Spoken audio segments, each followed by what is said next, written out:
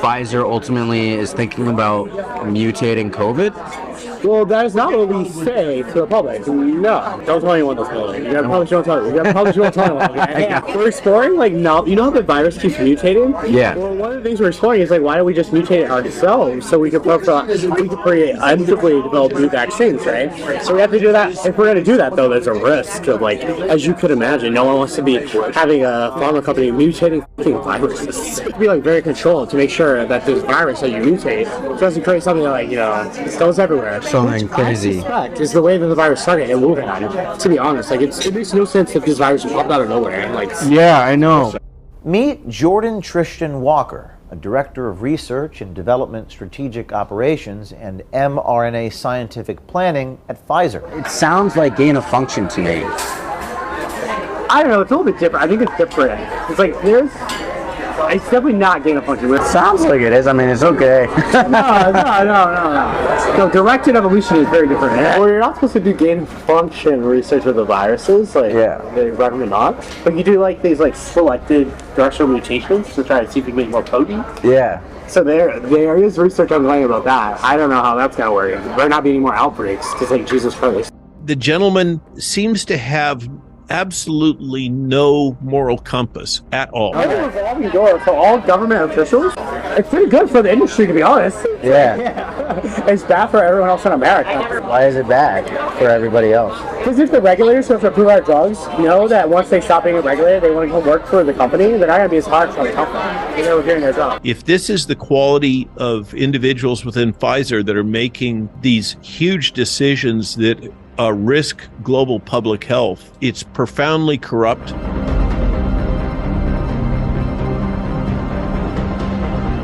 What is Pfizer doing, I guess, to optimize, the vaccines now?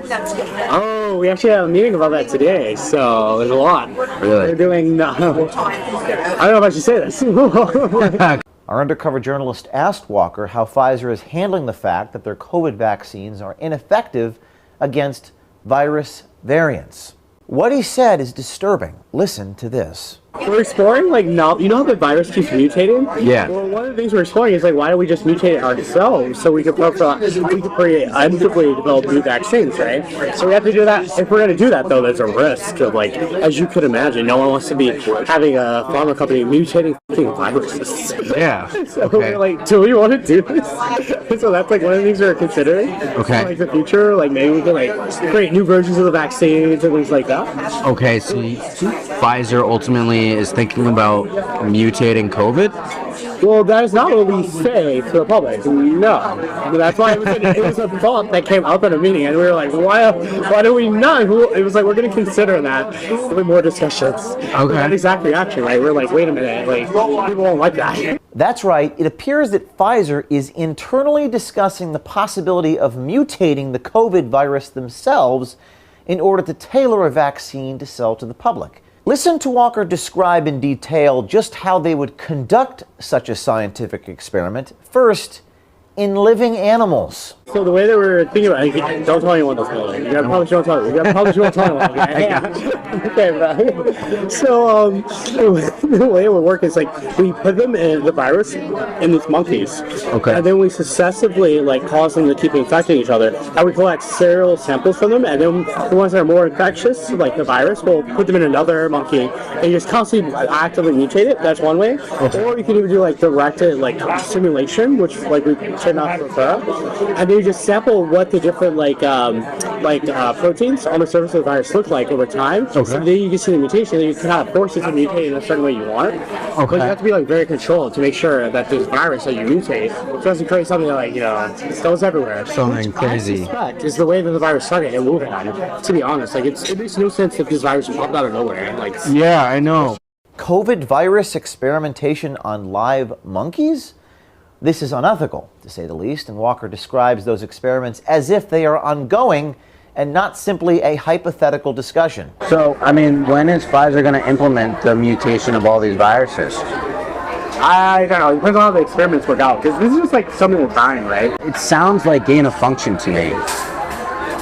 I don't know. It's a little bit different. I think it's different. It's like It's definitely not gain of function. Sounds like it is. I mean, it's okay. No, directed evolution is very different. Direct evolution? Directed evolution. Directed evolution, okay. Well, so, I mean, is that what it is? Maybe. Well, you're not supposed to do gain of function research with the viruses. Like, Yeah. they recommend not. But you do like these like selected directional mutations to try to see if you can make it more potent. Yeah. So there is research ongoing about that. I don't know how that's gonna work. There not be any more outbreaks because like Jesus Christ. So, tell me more, like, what's developing with the whole, virus mutation process? Well, they're still kind of conducting the experiments on it, but it seems like from what I've heard, they're kind of optimizing it, but they're going slow. They were very cautious, Right. Obviously, don't want to kind of accelerate it too much. Yeah. But I think they're also just trying to do it as an exploratory thing because you obviously don't want to advertise that you're trying to figure out future mutation. Wait, so did the whole virus mutation thing like come from your executive, Sarah? No, that came from we have chief scientific officers in the other divisions. In a subsequent meeting, our undercover journalist asked if this type of gain-of-function research is already being studied at Pfizer. But no, as long as it's called directed evolution, Pfizer's in the clear. What's the goal for Pfizer of doing that? So probably what they want to do is to try to figure out, to some extent, there's all these new strains of variants that just pop up. Why don't we try to catch them before they pop up in nature, and we can develop a vaccine prophylactically for new variants. Yeah. So that's why they're thinking if you do it controlled in the lab, then we say, oh, this is a new epitope, and so then if it comes out later on, in the public, we already have a vaccine kind of working on it. Oh my God, that's perfect. Mm-hmm. Isn't that the best business model though?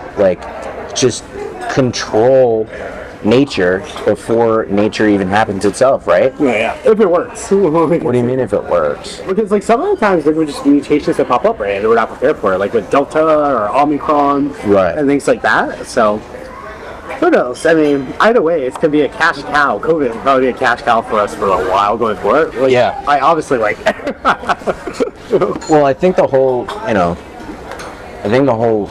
research of the viruses and mutating it, would be the ultimate, cash cow. Yeah, it'd be perfect. Now, you would think that creating viruses to sell the vaccine would be illegal, but no. The pharmaceutical industry, as Walker puts it, is, quote, a revolving door for all government officials, unquote. A revolving door for all government officials? Wow. Yeah, for any industry though. So in the pharma industry, all the government officials who review our drugs, especially they come work for pharma companies. The military, all the army and defense government officials eventually go work for the defense companies afterwards. How do you feel about that revolving door? It's pretty good for the industry, to be honest. Yeah. It's bad for everyone else in America. Why is it bad for everybody else? Because if the regulators who have to approve our drugs know that once they stop being regulated, they want to come work for the company, they're not going to be as hard for the company. They're doing their job. Right. We talked to Dr. Robert Malone, physician, scientist, and author, to get his take on the comments made by Jordan Walker. You're gaining function. You're creating a new function in virus 1 by adding elements from virus 2, infecting one monkey and then another monkey.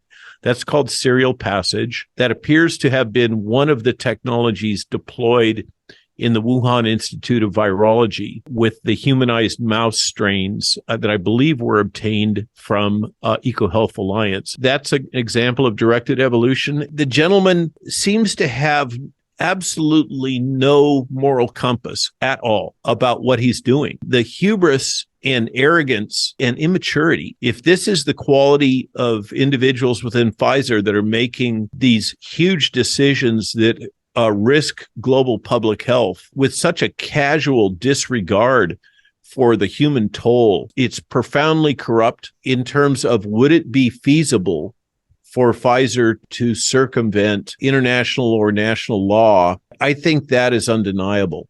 And the gentleman in your investigative work has clearly indicated that Pfizer believes that it has successfully captured the regulatory apparatus of the United States government and presumably worldwide. Pfizer has completed regulatory capture, is quite proud of it.